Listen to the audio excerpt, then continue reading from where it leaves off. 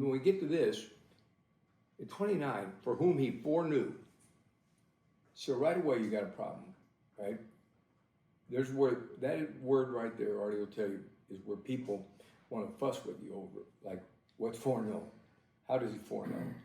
And so the way it's going to break out in the end, it's going to be like you have to decide, does foreknowledge, it basically has two views.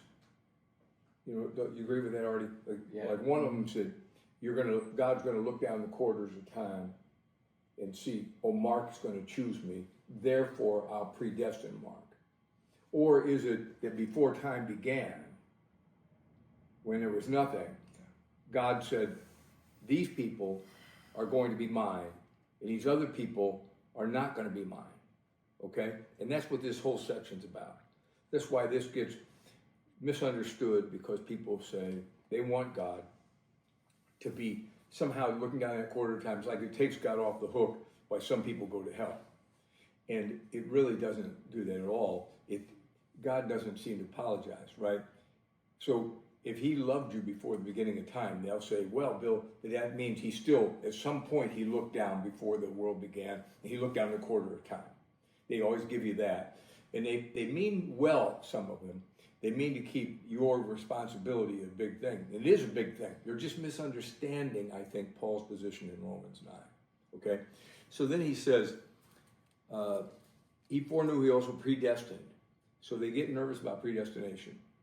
And normally when you go to some place and bring it up to a pastor, like let's say you start going to these churches and you say something. Sure.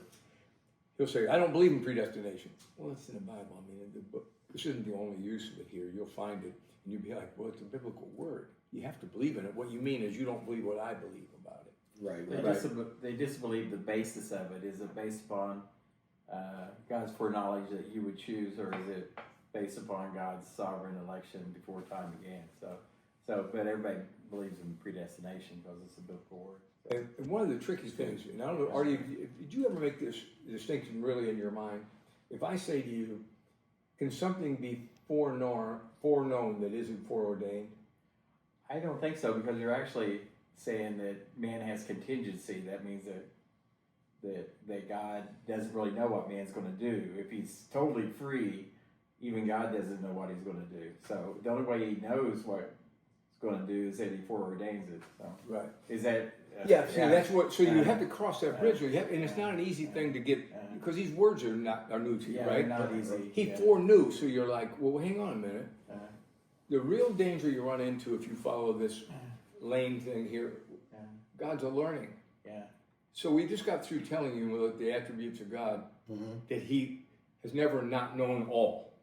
Correct. Right, and you see those passages like in Ephesians 1, right? He works everything after the counsel of His own will. And you start saying, well, I know, but he must be on his tiptoes and kind of dancing around. No, he's never not known everything. Yeah. You get into that problem where you say man is totally free and God doesn't influence what he does because he makes him, he can make any choice he wants.